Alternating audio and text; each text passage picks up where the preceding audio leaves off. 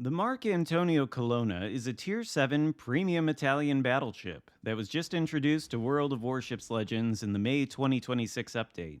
However, the only way to obtain this vessel is by progressing through the crafting station, everybody's favorite method for obtaining premium ships, no doubt. The cost of the Colonna is somewhat murky within the crafting station, but I think I understand it at this point.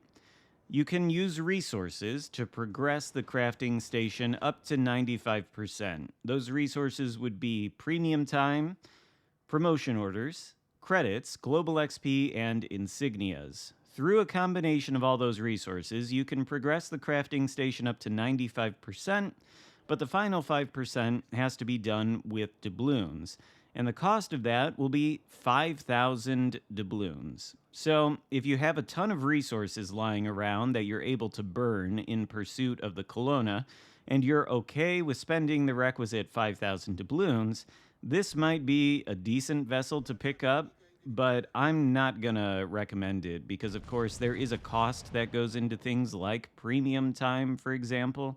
And if you're using that towards the Colonna, well, then the cost is perhaps a little bit higher than 5,000 doubloons, and the ship itself is somewhat questionable to me. I did struggle with it a little bit early on because I was trying to use a free-to-play Paolo di Revel build. I ended up switching to Azurlane Vittorio Veneto. I'll show you the build here after we shoot at this somewhat broadside Colorado and probably don't get any damage on him. I think this build is sort of what you need in order to get the secondaries, which are the main calling card of this ship, to work. We've got Azurlane Vittorio Veneto with the secondary mod, of course. We've got a full secondary build with Hipper and Haruna as the inspirations. We've got the Porcupine skill selected, properly meticulous, and then the legendary skills secondary interest. I think you need all of these skills to work in order to have these secondaries function and actually hit things. When I was testing it with Revel, I thought the accuracy on these secondaries was so bad that I considered building this for main guns instead of secondaries.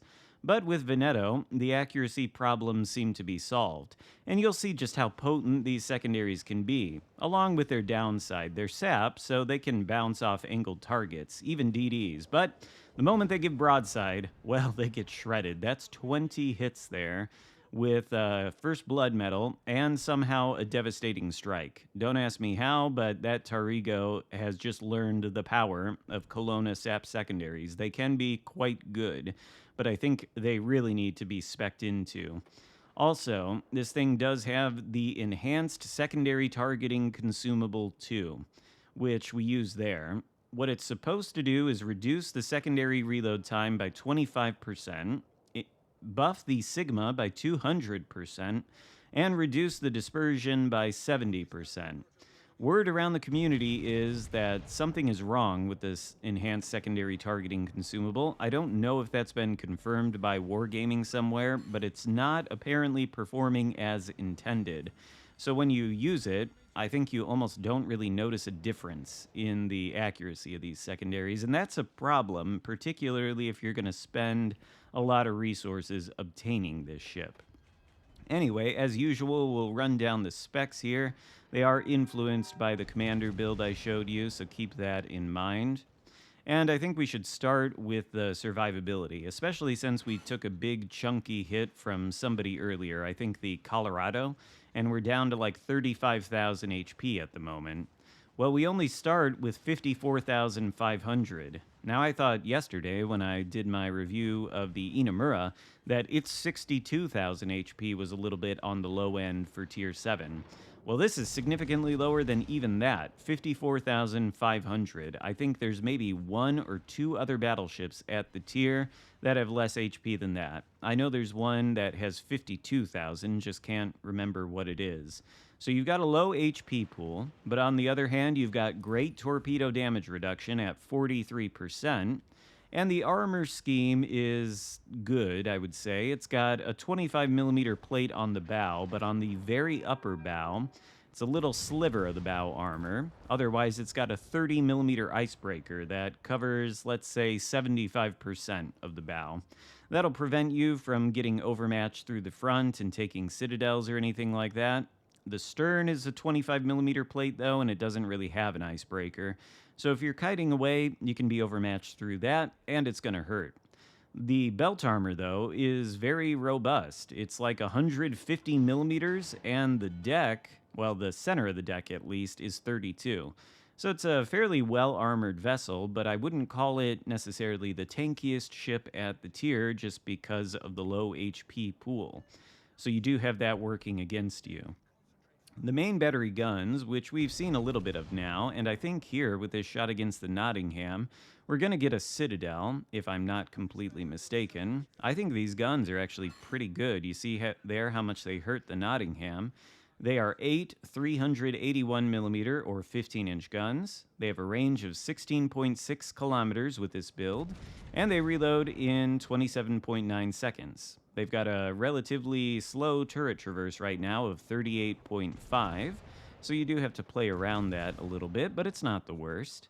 As for the accuracy parameters, it's only got 1.7 sigma, which is not all that great, and the dispersion numbers look okay. Sometimes I feel like these guns are pretty laser accurate, sometimes not.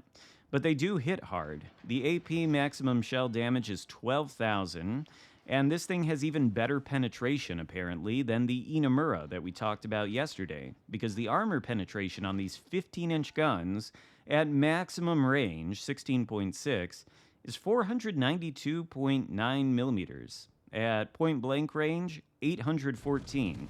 I think these guns are capable of punching through pretty much anything you're going to encounter, even at the longest range. And the AP alpha of 12,000 per shell, it's pretty good. No improved pen angles, though.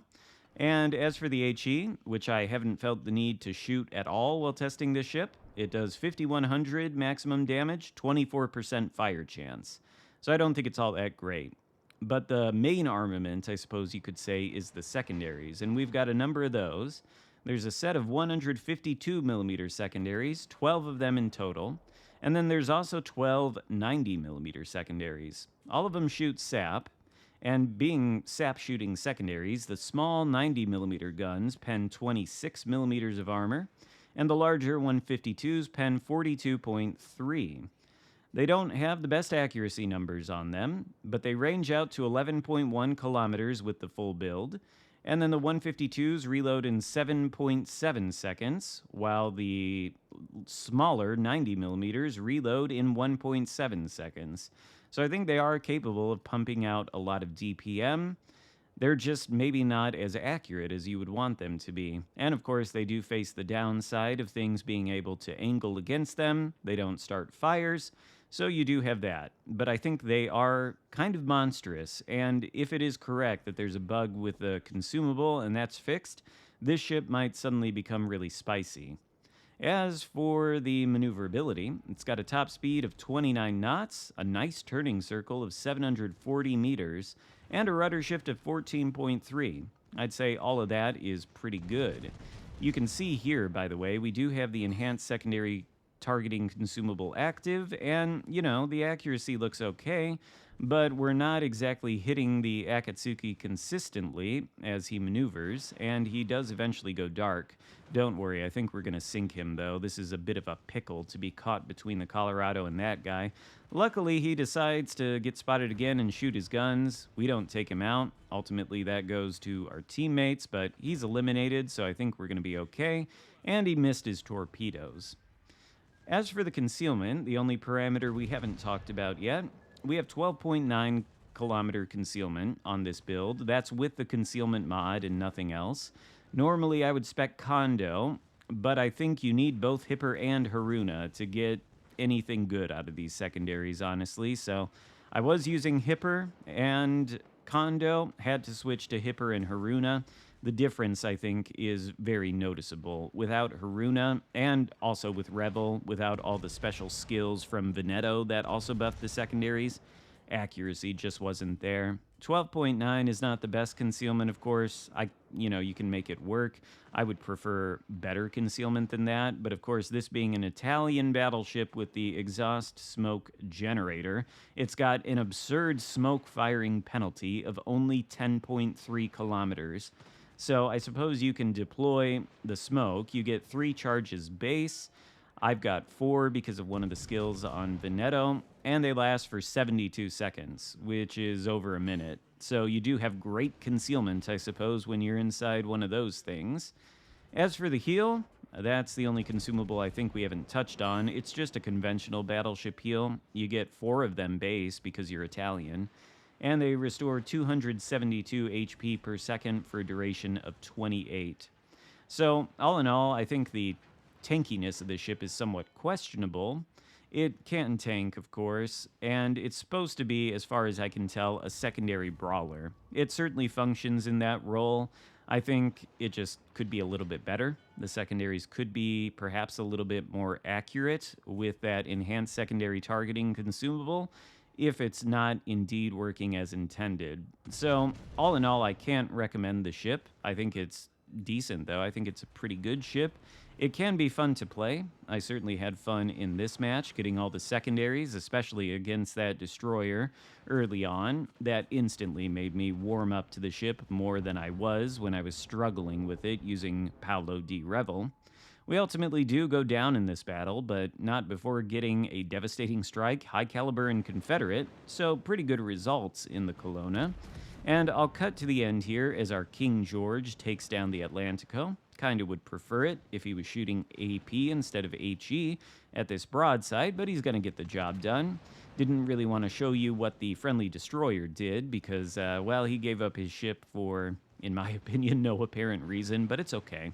It happens. We're gonna win the game thanks to this King George, so GG to him. And it's a nice victory with the Colonna.